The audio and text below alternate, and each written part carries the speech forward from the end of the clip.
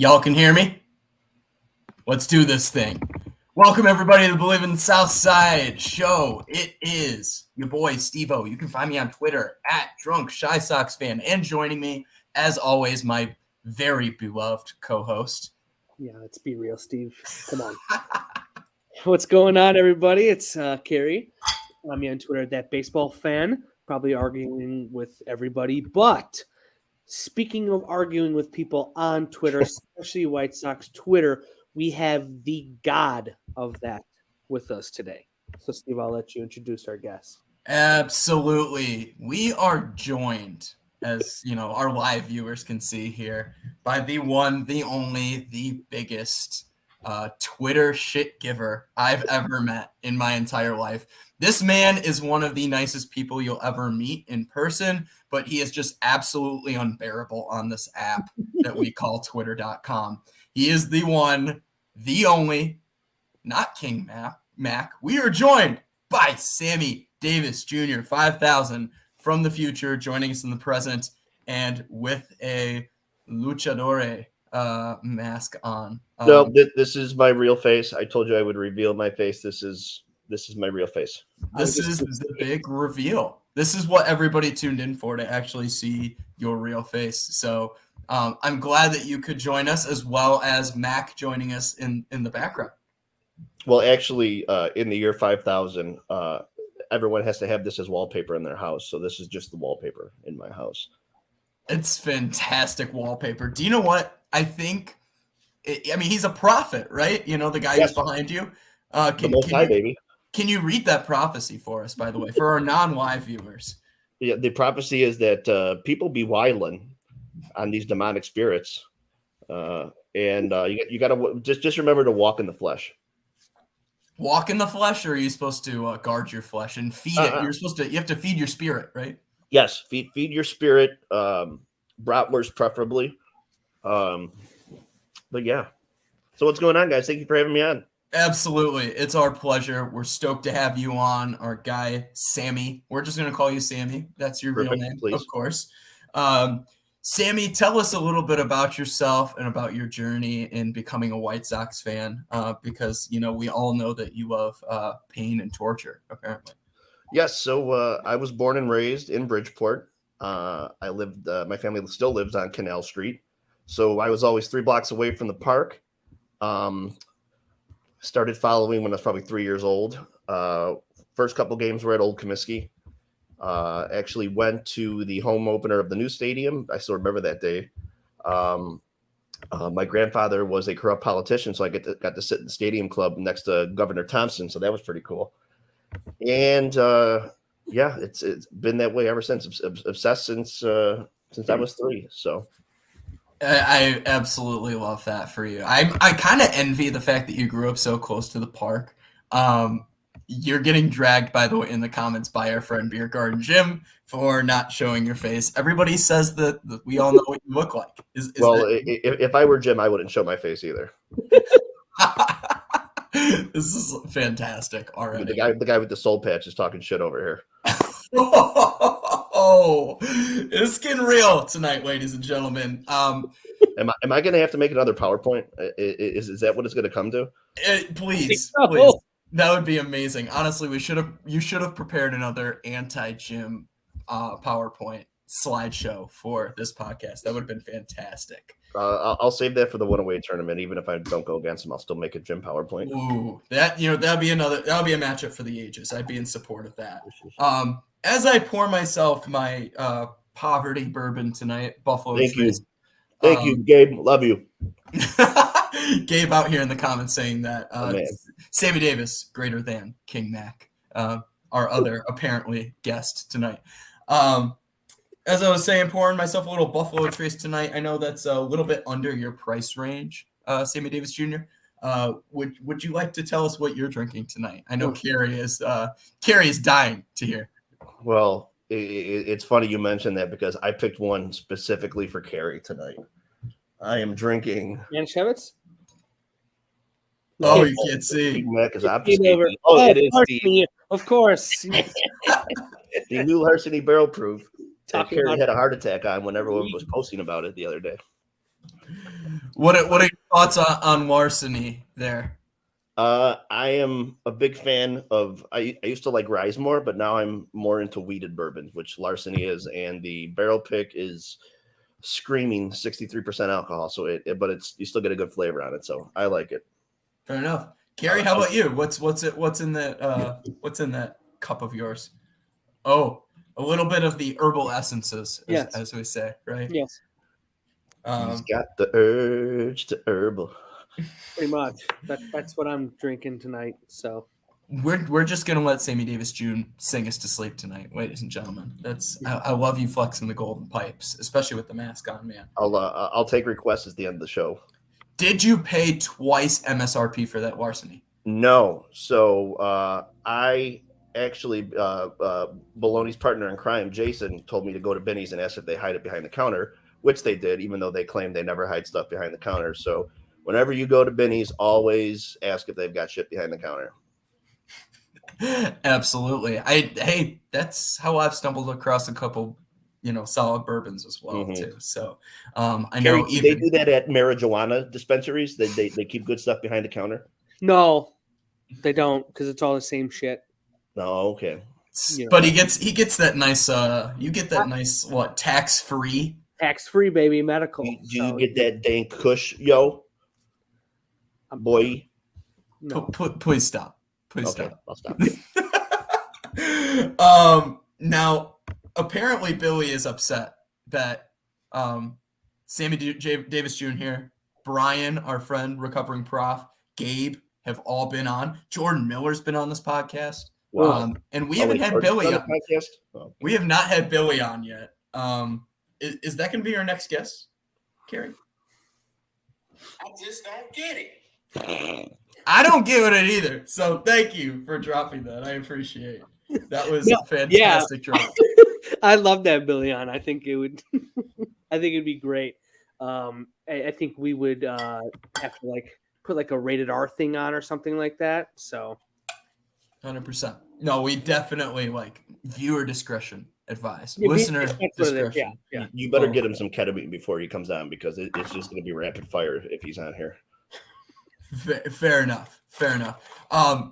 Would he show up as if there was a Grandpa Hog suit? I would not put it past Billy to wear the Grandpa Hog suit. That'd be great if something was just dangling on the side. Absolutely, just the entire screen was just like Grandpa Hog in of himself. That would be fantastic. I know Billy isn't afraid to show his face though. Sammy Davis Jr. So. But he has a very beautiful face, so I would not mind seeing it. I agree. Very handsome man. Indeed. Very handsome. Soft hands. Reminds me of Steve a little bit.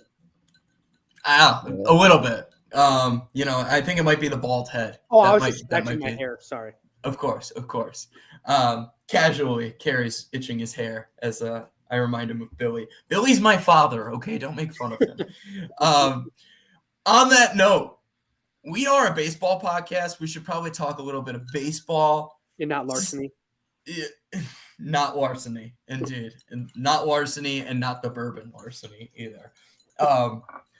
Sammy Davis Jr., we want to get your thoughts on these MLB rule changes since you are from the future.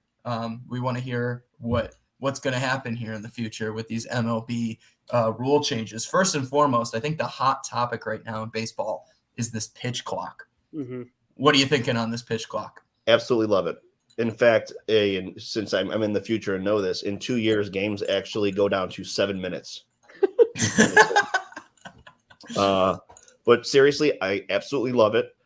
I can't believe it took this long to say the game's slow. Why don't we make it faster by timing the people? Mm-hmm.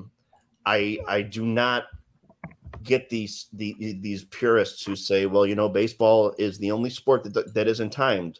Well, what makes it so special that it doesn't need to be timed? We need to get these younger fans in. The average age of a baseball viewer is still 57. Okay, I looked it up. NBA is 39, and the NBA is probably the most popular sport right now besides football. But football's once a week. That's why it's super popular. I think I would even go further. I'm a fan of shortening the season, expanding the Ooh. playoffs, and I think you get the owners to bite on that by having those expanded playoffs. That brings in more revenue, and they share the revenue. So do it that way. It's long. This games are long. The season is long, and the youths these days don't have the attention span that we had growing. Did you say Utes? Youths, Okay. yes, Okay. youths. Okay. I think anything, I doubt games are going to be 2.5 hours during the regular season, but even if you shave 20 minutes off a game, 15 minutes off a game, it's a lot because young people aren't staying up till watch those 10, 15, 10:30 games. And I remember when I was a kid, I had to go to the bed when it was the seventh inning. No matter what happened, I had to go to bed at that time. So quicker games are going to bring in younger people. I don't care what anyone says. And I also don't like this people crying that, what if the game ends on the third strike call or a walk or something like that? Well, all the other sports, when the time expires, you lose. Is someone saying, "Oh, I meant to put up this half court shot 3 seconds earlier, but time ran out." Let's go back and do it that way. I'm 100% fine with it. I think it's great for the game, and I mean, even old farts like me with kids, it's a lot watching a baseball game. So if I can get an extra half hour, it's fine with me. What about you guys? Carrie, go ahead. I was just going to say, I'm looking just right now at, what the average time of game is the past 5 years. And, just like a 9-inning game since 2016, which was a shitty year in baseball, it's been 3 hours. That's the average. Before then, if you go back to, even in the 90s, in late 80s, you were at 2 hours, 35 minutes, 2 hours, 40 minutes. So, even 2 hours and 20 minutes in the 70s. I mean, they're going back to what was the norm. That's what it was. People would just get up and pitch, right? There wasn't 50 pitching changes in one inning, a lefty and a righty, and there wasn't, a guy fidgeting with his batting gloves like a Paul Canerico and Nomar Garcia Parra, right? So just little things like that are going to make the game be what it used to be and get the attention span back, hopefully, so that, the old farts now, what'd you say, Sammy Davis, how it's the average age is what, 50, 60 right now? 57 is the average viewer Exactly. of an MLB game. And if you think about the timeline of when those games were 2 hours and, 20 minutes, 30 minutes, those are those people that enjoyed those games, right? So hopefully they can, regain some younger fan viewership, with a 2.5 hour game. I mean, I saw a spring training game that was 97 minutes long or something like that. And I thought that was just unreal. So I love it. I don't know if you guys remember this game, but it was about 10 years ago. The Brewers came to Sox Park, and it was Chris Sale versus or what was it? No, I'm sorry. I can't remember who it was, but it was Zach Greinke against Mark Burley. And it was a game that we took all of our friends to, and it was a 101-minute game, and they cut off beer sales at 8:15. So we all left it went to the craft cave. Those guys got the ball and they threw it. And, some guys would step out and everything. But again, if you've got that clock in there and you've got to be in there, it's going to make it move. Yeah. I absolutely agree. I love the pitch clock now. And think about it this way too. Let's go in the way back time machine for the NBA and for basketball in general, right? Basketball was a sport that originally did not have a shot clock, right? So when you think about basketball not initially having a shot clock, can you imagine the game of basketball without a shot clock today? That would be disastrous. Yeah. And it's not just the shot clock. Every single sport over the past decade has evolved to make it more entertaining. Correct. Baseball should be no different. Football, we have seen how they have relaxed pass interference or how have increased pass interference and defensive holding. They want people to score more points.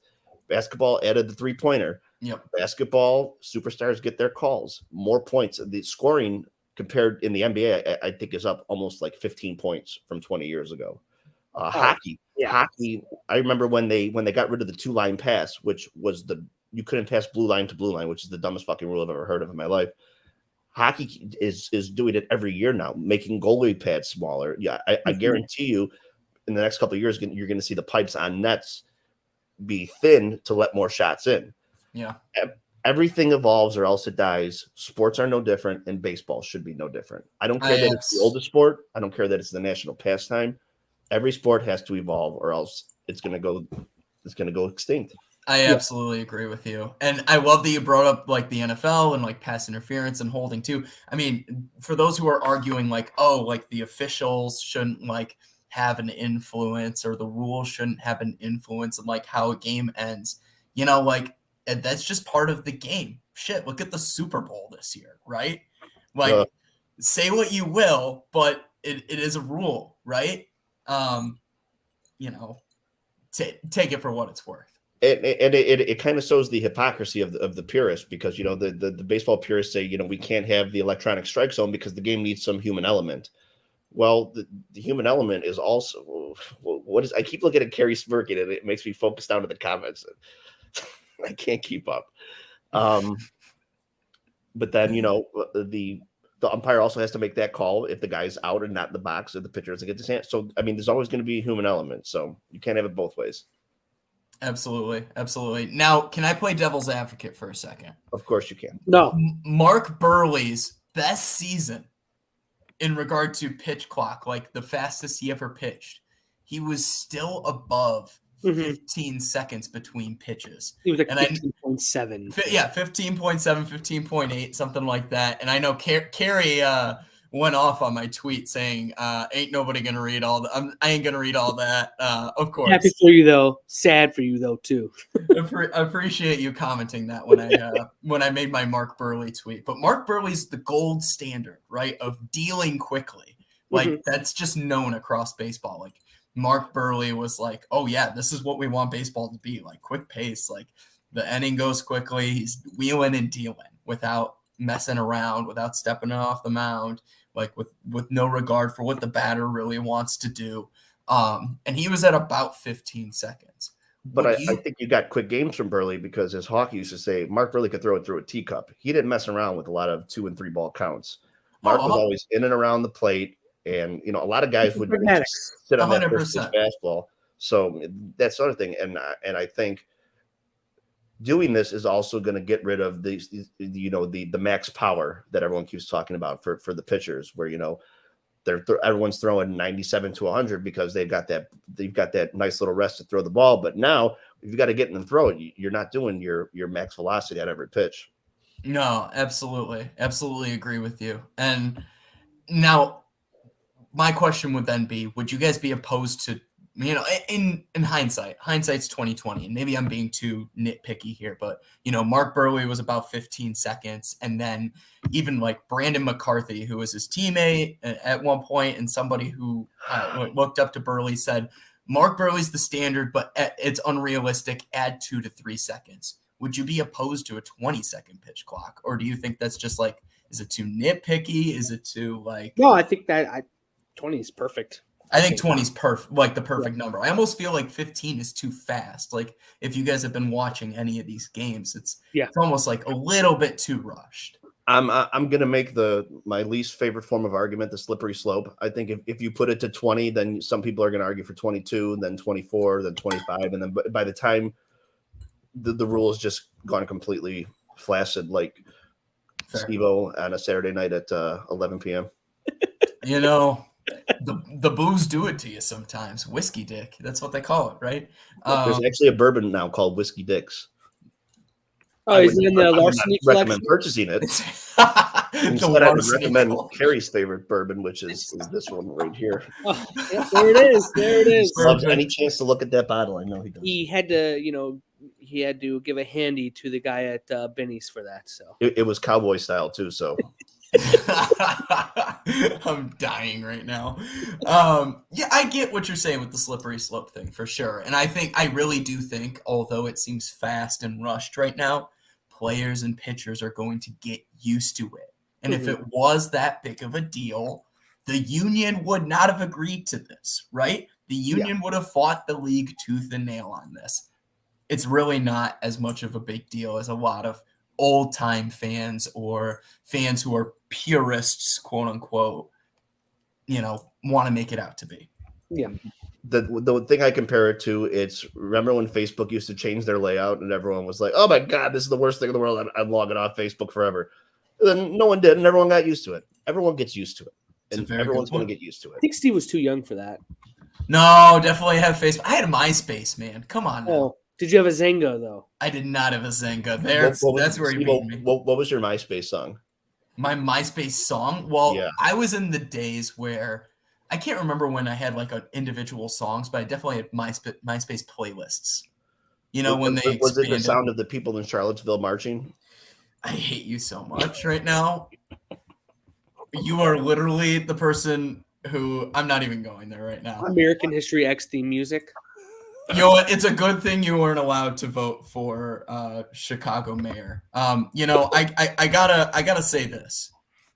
Jim does want to know if you can list off all the things that you've done for communities of color. The most important things that I did was there was this one member of that community that was a big poser and pretended like he was a gangbanger, and then I got him excommunicated to Arizona. Are you part of his severance package? I believe so. We got to figure out what happened there exactly. I'm gonna do some digging. Oh, please do. Okay. You and head investigator Alex Rude can get on that right away. Yeah, I never want to piss off Alex. I'll tell you that. That man literally probably has a file on every single one of us. He probably knows where Jimmy Hoffa is. He just ain't telling anybody. Speaking of Jimmy Hoffa, Jim's other question was, can you give us your opinions of the Chicago FOP? The French Ovarian Pussycats. They are a great indie rock band that is out of Elgin. I highly recommend them. Amazing. Their union leader. Do they have a union leader? Yes, it's actually their man. It's actually Steve Albini who's producing the French Ovarian Pussycats record. So this is fantastic. I do have a baseball question though, because just to get back. Yes, absolutely. Please do. The shift, right? Recently, I think it was Grandal was talking about the shift and how it's going to impact lefties like Grandal, Moncada, Benintendi, guys like Joey Gallo, on the Twins, Cody Bellinger on the Jerry Callow. Joey Cat. That's two references from my cousin Vinny today. Yeah, very good, very good. I don't like lawyers or like lawyer movies, but they're the worst lawyers. Yeah. Lawyers who buddies. Yeah, exactly. Buddy, what I was going to ask though is, what's your thoughts on the shift being banned? Do you like it? Do you think it's going to help out guys like Grandal, Moncada, who Grandal said, I'm probably going to hit more doubles and singles now. So what's your thoughts? Yes, I love it. Two, yes, kind of. I think it'll help out left-handed players. I don't think it'll help out Grandal and Moncada because they can both eat my asshole. Yeah. So not surprised. I'm all for it. Again, it gets the ball in play. It gets the game moving. They all say we want to see the first to third because that's the most exciting thing in baseball, and it is.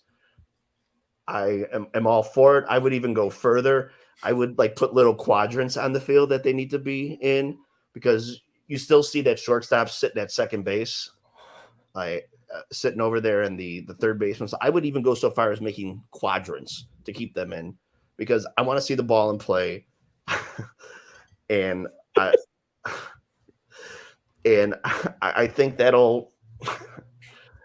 is what will kind of slow down the 3-2 outcome. And the people who love the shift, I think, are idiots and the people who say beat the shift are even stupider idiots. Because if I'm going to see the Bryce Harper play baseball, I am not paying to see him hit squibbers down the third base line. Okay. I want to see him crank a double down the line, go up the middle. That's what I want to see. And back when people could do that with the baseball, pitchers weren't throwing 102 with movement all over the place. Yeah. So I'm all for it. Again, anything to get the ball in play, anything to make the game go faster, more action, faster, I'm all for it. Yeah, absolutely. I love the shift. I know you are a Grandal and Moncada hater for some reason. I hate everyone on the Sox not named Liam Hendricks. So you could just go so far as that. That is true. He hates Dylan Cease. Remember, he thought Dylan Cease was washed up in a head case. Dylan Cease 4 ERA this year. You heard it here first. Oh my God! You heard it here first. Yep, exactly. And in the words of our guy Adam from Kansas City. Oh, nope, not that one. But, I bet that smell. I bet the mask does smell like that. But he said, why is this bozo wearing a mask? Yoel Moncada's going to have a resurgence this year. I'm calling it right now. It's an odd number year. He's going to absolutely go off. Fantastic year. And I'm not saying 2019 levels, but I'm saying a very solid year at the plate. Weighted runs created. Exactly. Like something that was like his 2021 year. Yeah. Here's why I disagree. With more pop. Here's why I disagree. We have 17, I think that year. He's been in his inconsistent years. I mean, in 2019, obviously he was great because he got more aggressive at the plate and stopped taking pitches all the time. What worried me last year is he was swinging through velocity in the zone a lot. And I believe Josh Nelson put up a stat a while ago. I got to find it. Over 97 miles per hour in the zone, his whiff rate was one of the highest in the majors. That is concerning. The guy can't hit a curveball. Eventually you can learn to hit a curveball. But in a game where velocity is king, and he can't hit velocity over 95, 96, that is concerning. In the zone, too. It's not like he was chasing either. So that's why, especially at $25 million. I mean, at $25 million, he needs to have, almost an 850 OPS season to justify Yeah, I mean, if you look at his stats, he's an every other year guy on the odd year. And seems like we're due for a Moncada year. So that's what I'm saying. And that's what I'm saying. And you know what? I get it. There are things in regard to Moncada's swing that are alarming. You get it?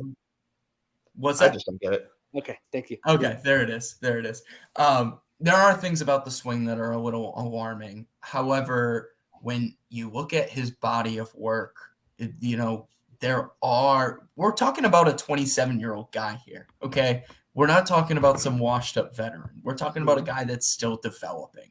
I don't know why we expect 27-year-olds to be off the charts fantastic all the time. Like, they're still growing into who they are. That's still a player's prime, though. I mean, it is. I see guys out today are 25 to 29. That's their prime. So there we go. I mean, yeah, it is. It's starting to tick for him. Is this our last year of control, or does he have one more? I think he's got one more. Okay, if I'm not mistaken. And then it's going to be what, $30 million next year? Is he at 25 this year? I think that's he's the last 25 this year, and I can't remember what he is next year. So I still think that he's gonna bounce back. A lot of what I saw last year out of him. Making 17 this year. What was that? He's making 17 this year. He's making 17 this year, so it's 25 next year, right? Yeah. Yeah. So a lot of what I saw last year was his inability to control the strike zone. Like, he wasn't getting up in counts. He had a terrible feel for the strike zone. He was stressing a lot. And I think a lot of that bounces back to the way in which the entire team played too. So I'm faithful that he's going to be in the, he's been working it out. He's been in the gym. He's been getting stronger. He's been working on that swing. Guys have bounce back years, and I really believe this is one for Moncada. Maybe you're right, and maybe I'm just way too optimistic about him, but I'm really expecting a bounce back year. And like I said, I don't expect him to be an OPS plus guy of 140. I don't expect him to have a 2019 offensive year. I expect him to have, hit that OPS to still be above 8, Yeah. When in doubt, always assume the worst with the White Sox. If you haven't learned that yet, I don't know what to tell you, Steve-O. Fair enough. And I think that's a really good segue to what I wanted. Carrie, you have more than a half hour tonight, right? Now that your water heater guy came through. I just want to make sure. Fantastic. I think that's a really good segue to talk about like the White Sox of this year, right? And when you said, when in doubt, expect the worst. Mm-hmm. Although you're expecting the worst out of everybody, who do you really think is going to have a breakout season then? He's gonna say nobody. I really, it's like, Right. I want to go with, I want to say Andrew Benintendi because he wasn't on the team last year, but Damn. every time we sign a free agent, they come here and they suck. Yep. It's like there's a disease embedded in our jerseys that affect people. So I think if you slot Benintendi in that 2 hole and you got a lot, guys who could thump behind them, I'd like to say Benintendi. I think that Vaughn has 25 home runs this year, which I couldn't believe Vaughn led the team in home runs last year, tied with Elvis Andrews. Yep. I think it's going to be Vaughn. Here's what I found. Oh, Sirius is talking to me about Bernie Sanders somehow. So what did you find out? I'm going to say Vaughn. I think he hits 280, 285, 25 home runs, maybe 80 RBI, and a hell of a lot less double plays than Jose Abreu. That's facts. You really can't, think about like you can't surpass Jose Abreu on the double play balls.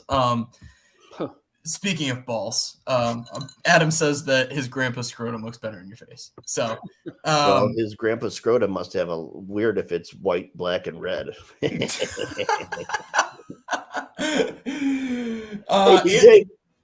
I agree that Andrew Vaughn is going to have a fantastic year. I'm very, very excited to see what Andrew Vaughn's going to do. I think this is going to be a huge breakout year for him. I think he's actually arguably going to be the best offensive player on this team, at least when it comes to at the plate. He's not going to be stealing bags, but I also think that he has the least amount of question marks of anyone in the White Sox lineup, even at his young age. Tim, we've talked about this. Tim can't stay healthy. Tim, outside of the COVID season, he misses 30, 40 games a year. Moncada, we don't know what we're getting with him. Eloy, God, for a guy that can hit the baseball a mile, he has the athletic coordination of a goose with Down syndrome. It's ridiculous. Luis Robert, every time that guy turns first base, I feel like he's going to blow a hammy or something. Yasmani Grandal is the piece of decrepit garbage. He sucks. I can go on and on, but think about it. Andrew Vaughn has the least question marks about him going into the season, and he's going to be our youngest hitter in the lineup, which I think is crazy. And that's the thing that changed my mind. Well, not changed my mind, but really made me believe in Andrew Vaughn was the opposite field home run off of Chapman last year. You think there's less question marks than Andrew Benintendi? I think so, yes, because Benintendi did not hit any home runs in Yankee Stadium last year. He didn't hit any in Kansas City either, though. Yeah, it was a down power year for him. Down power year for sure. Right field in Yankee Stadium. If you gave me a wiffle ball bat, I could probably put one out of there. No, that is what's concerning for me with Andrew Benintendi. We don't need guys to hit 280 with 5 home runs. That lineup last year did not hit home runs, and we did not win games. We need guys putting the ball out of the ballpark. So counterpoint, your whole lineup is built around guys who are supposed to be able to put the ball out of the ballpark. You've got Eloy. You've got Andrew Vaughn. You've got Luis. I mean, Luis even has some pop. You've got who was I about to say? And you took it away from me. Did I say Eloy already? Yeah, you said Eloy. You got Vaughn. Grandal supposed to Gavin Sheets, Grandal. I mean, you've got guys that have pop. Pop is not really the concern as long as your lineup is healthy, right? The White Sox had an incredible team average last year when it came to batting. They had an awful on-base percentage, and that's exactly what Andrew Benintendi brings. Andrew Benintendi's not going to hit 300 unless he's having an amazing year. However, if he's hitting 280, he's going to get on base at a 350 clip, and that's what the White Sox do need. They need guys to consistently get on base, and that's what they didn't have last year. Yohan Moncada didn't get on base. Yasmani Grandal didn't get on base. So as long as these guys start to get on base, things are going to click, I think. Yeah, and when you look at his stats, I mean, besides 2020, which he only played like 14 of those games, so I don't even look at that. He's had an over 100 OPS plus every single year. So, in some of those years were, in the 120s, high 120s. This guy's, I think he's got the least amount of question marks, more than even Andrew Vaughn. And I'm with you on Andrew Vaughn, where I think he's going to have this is his third year, right? I mean, like he knows knows how to deal with the pace and how to elongate a season. Hopefully, I think he's going to break out too this year and be like, our guy, because he's playing first base too. So, but I still got to go to Benintendi. I mean, he's been more consistent than any other guy in the lineup right now for the Sox. Again, my skepticism on him is based on no statistics and nothing whatsoever. So long as my permanent hatred of the White Sox and pessimism in all things White Sox. So I understand that. Okay. So speaking of pessimism, then I gotta ask: then where do you think the Chicago White Sox will finish this year? Because before I get your response on that, let me say this. The last two people that we had as guests on this podcast were very optimistic. Herb was a little bit more, Herb Lawrence, of CHGO. We had him on, had a great hour-long conversation about the Sox. Yeah.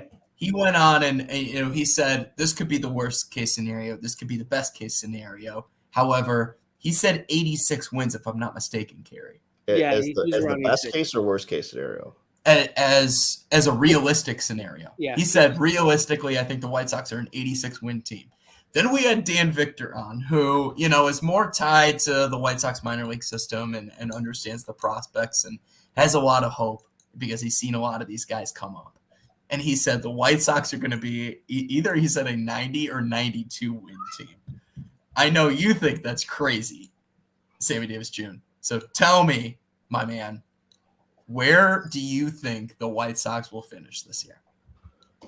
Okay, and then do you want my reasoning afterwards? Yeah, absolutely. Are you with Stokes in the comments right now? Do you say third place? I am with Stokes in the comments. What? I think they are a 78-win team, and I will tell you why. One is for all the reasons I mentioned about the lineup. You've got 3, potentially 4 guys with serious health question marks: TA, Eloy, Yohan, Yaz. Those guys are supposed to be our power and on-base guys. And Tim is what makes everything go. You need those guys to be healthy. And in a perfect scenario, like Herb was talking about, you need those guys to all play 150 games. Do you see all 4 of those guys playing 150 games? I just don't see it. The other problem, I think, is the starting pitching. Yeah. Dickhead Clevenger, hopefully he's not on the fucking team. But you still, I know it's early in spring training. Lance Lynn is getting knocked around. He's also coming off knee surgery last year in a season where he didn't pitch a ton of innings. Giolito, who knows what the hell is going on with him? He trimmed up. He lost the weight. He's going back to, I guess, his longer arm motion now. That's a question mark. Kopech is another one who can't stay healthy. What's going to happen with him? And again, I gave you the spoiler alert. Dylan Cease's ERA is going to be over 4 this year because in my pessimistic world, I can't imagine someone having two good seasons in a row with the White Sox. Finally, no Liam Hendricks is going to hurt us more than we can possibly imagine. That guy, he blew a couple saves here and there, but when you have a guy who's going to go out and close a game for you 8-9 times out of 10, and then you lose that guy, I guarantee the back end of the bullpen is just going to be another shit show this year. Like, even if Raylo closes, you're like, is it going to be the committee like they're kind of saying? Grateman, how terrible was he when he had to close games last year? Joe Kelly got a contract because he made a face at the Astros people, and he got a contract. So it's just so many things have to go right to be that 86, to be that 90-win team, and all of them have to happen. It can't just be 1 or 2 things happen. It needs to be all of those things happening. Who's going to be the 5th starter? Is it going to be Davis Martin, Jimmy Lambert? There's a lot worse 5 starters in the league, but again, this is supposed to be our quote-unquote championship window, and this is what we're trotting out, and that's again why I hate the White Sox and Jerry Reinsdorf, and I hate my existence. And you think that equates to a 7? Did you say 70? 78. I said 78. 78. Okay, 78. I didn't hear the 8 part. 78 win team. And I just think that's because the Cleveland's going to regress a little bit. Think about when we played Cleveland last year. Every single thing went their way in every single game that we played against them, is what it felt like. The Twins are going to be a little better. The maybe some of these young guys for Detroit finally step up. Who knows what's going on with Kansas City? But Vinny's got my guy Vinny Pasquantino, so we better watch out for my Paisan strolling through the stadium. Going to hit a couple dingers in the 108 this year. That's fucking Italian, Vinny fucking Pasquantino. Now that thing. Fucking gabagool in his veins, this fucking guy. Gabagool in his bowels. You saying that with this mask on right now is absolutely absurd right now. So thank you for bringing some lightheartedness. Now, you are the biggest White Sox pessimist I've ever met in my entire life. Yep. And that being said, Just the honesty. I understand where you're coming from. And like Stokes here in the comments says Kansas City owns the Sox. Cleveland has had our number over the last few years. Now, let me talk about another, not rule change, but league change in a sense, like this expanded schedule. Do you think this year that this plays to the White Sox advantage or disadvantage? When, I'm not sure how deep you've looked at the schedule. I don't know what you think in regard to the White Sox, traveling to Atlanta or, being in Colorado, or what's another team that they've got to travel to that's not normally on the schedule this year. I'm drawing a blank. Cincinnati, they got the Central. That being said, what are your thoughts on this? You see every team. Do it more. See every team more. I agree. I think that, and I know this, most people don't feel this way. I think playing the teams in your division 19 times a year is fucking stupid.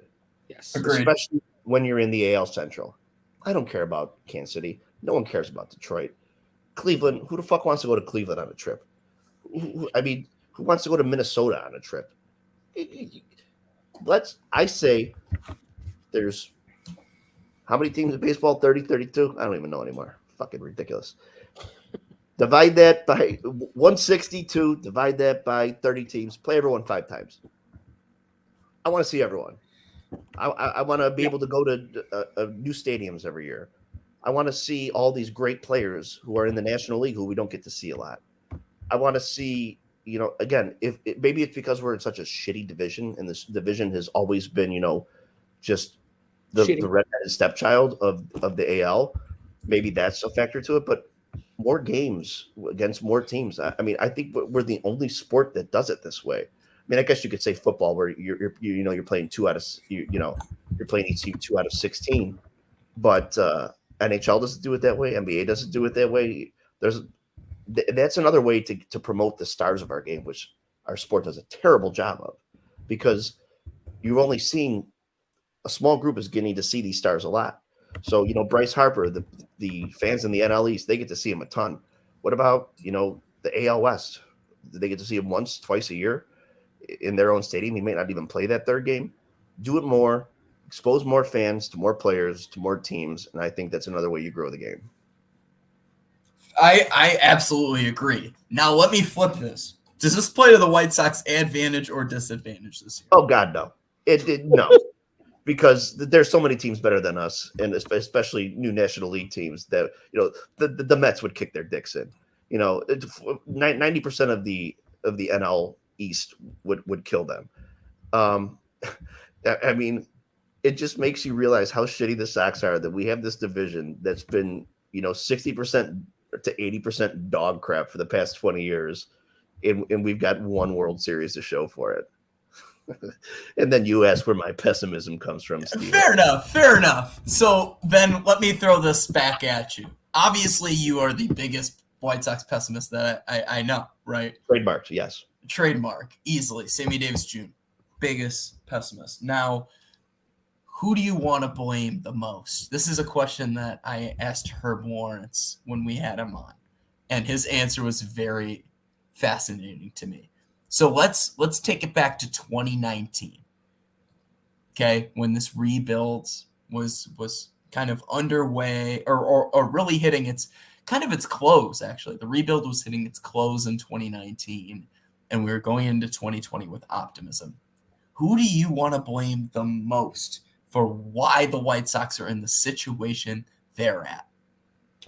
I know Kerry is going to disagree with me on this, but I'm going to give you a reason why I'm right, because I'm always right. I mean, obviously. I'm going to say 95% Jerry Reinsdorf, 5% Rick Hahn. Ooh! And I'll tell you why. The teams that are favored this year, are those teams favored because they have great GMs or because their owners are spending a fuckload of money? Both.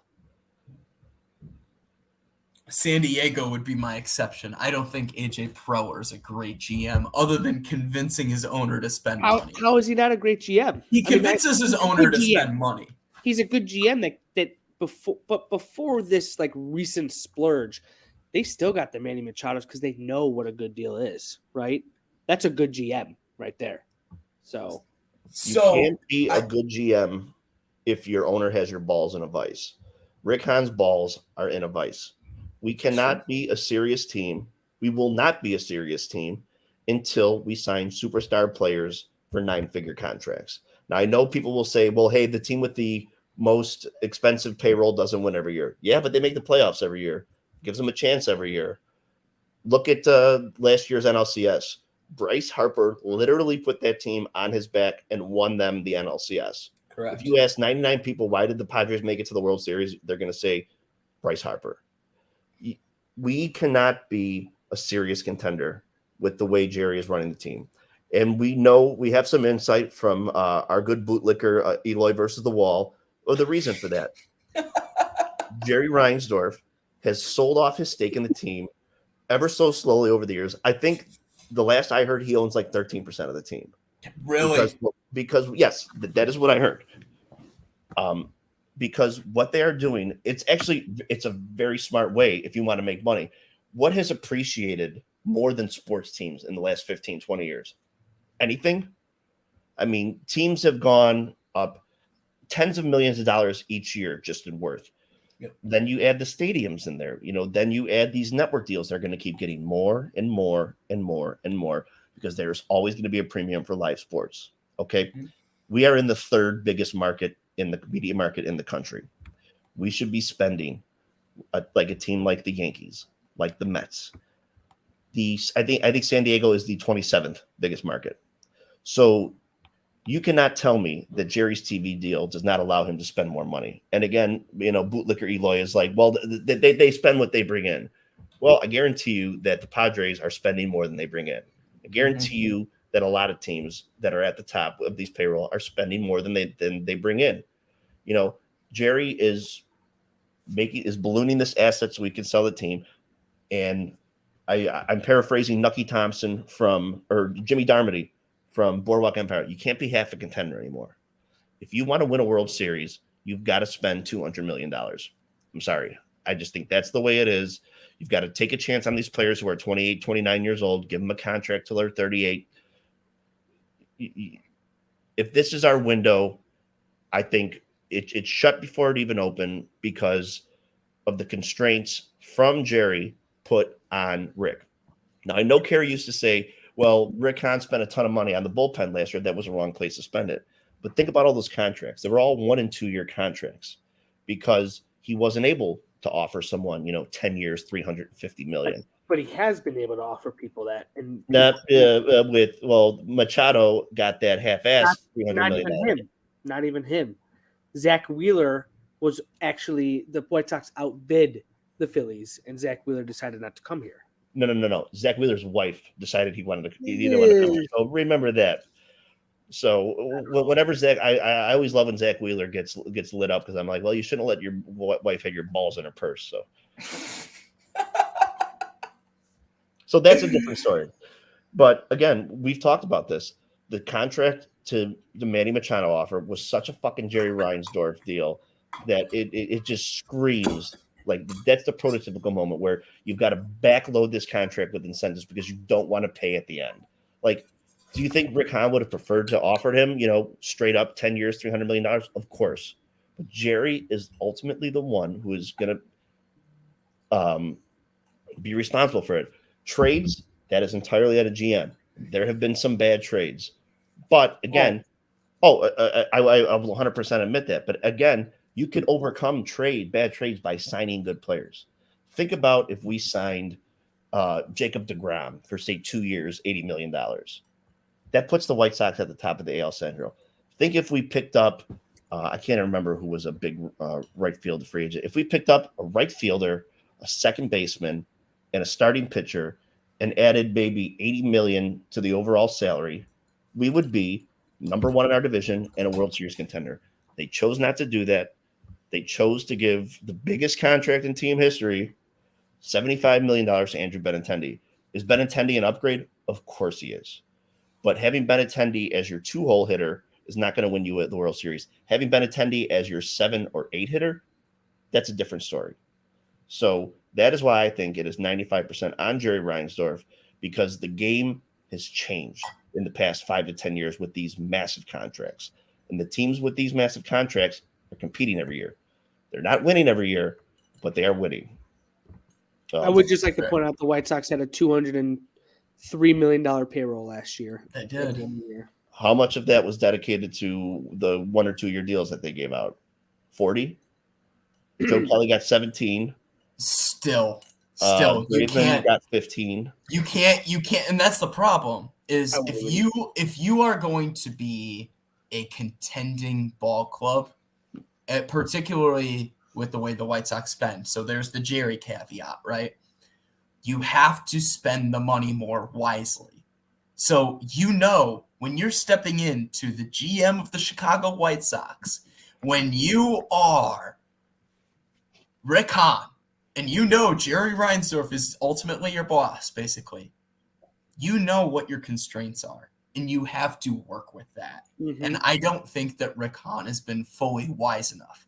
So I can't dump all of the blame on Hahn, but I'm going to put more than 5% because I think the way in which when your biggest contract for a season, basically, like, for example, they spent just as much money on Liam Hendricks.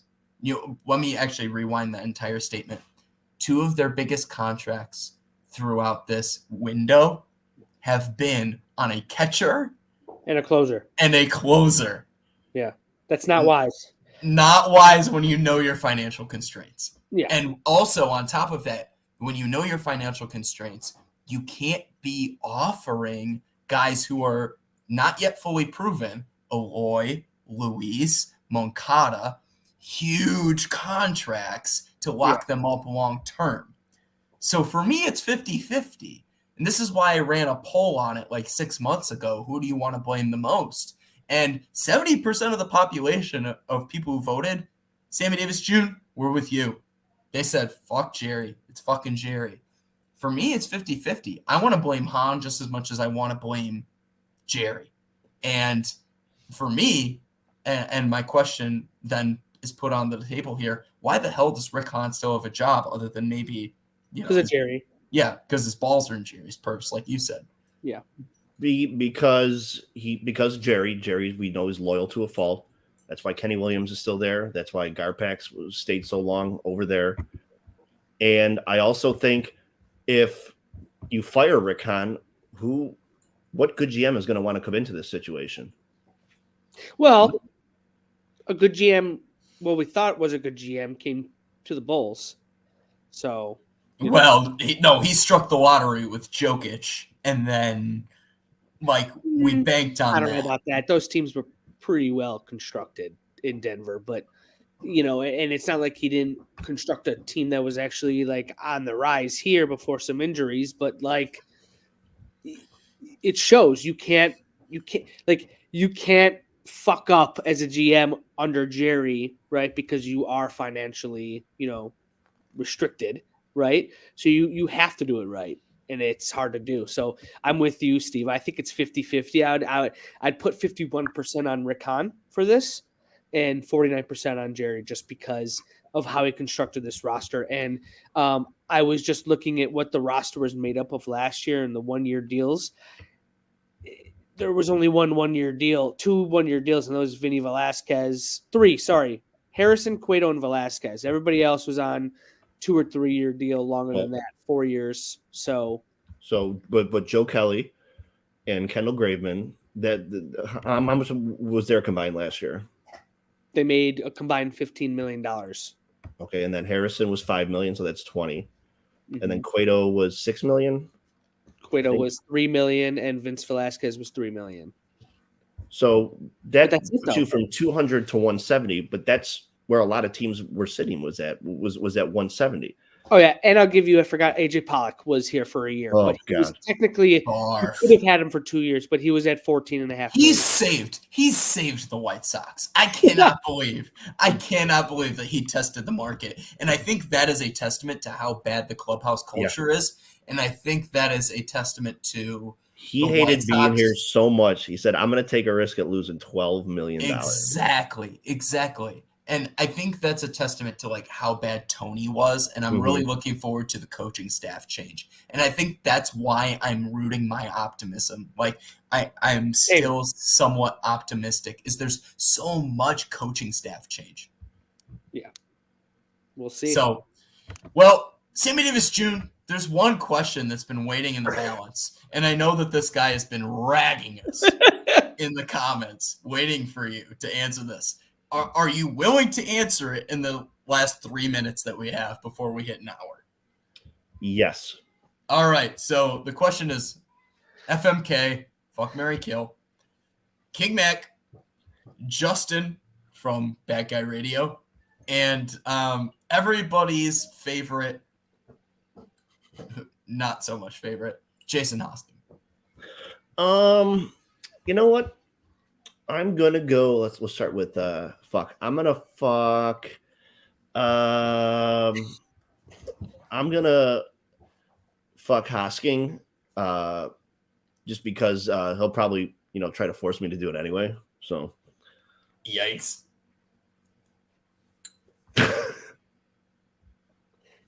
This is bad. This is terrible. If Gabe didn't get us canceled this one, yeah. And then I'm gonna kill. I'm gonna kill King Mac, obviously, and then I'm gonna marry Justin just so he can see what a real income is like. Wow. On that note, Carrie's gone. It's time for me to go get a Brazilian, as our guy Mike Krabs said. So I'm out of here. The comment section was fantastic tonight. Thank you so much to everybody in the comment section, and those of you that tuned in live. Tonight was absolutely one of my favorite episodes we've done because this was hilarious. I'm probably about a quarter of a bottle of bourbon in. This is the Believe in the South Side show. Sammy Davis Jr., thank you so much for joining us. Thank you for having me. When we get an OMG from Jim in the comments, we know we've done a good job. So, everybody, Sammy Davis Jr., final thoughts? Looking forward to seeing everyone in the ballpark this year. And thank you guys for having me. I really appreciate it. And if you see this right here, My Sock Summer, this is how you properly drink bourbon. Damn. On that note, Carrie. See ya. Have a good night, everybody. You too. Peace out. We'll see you next week. Guys.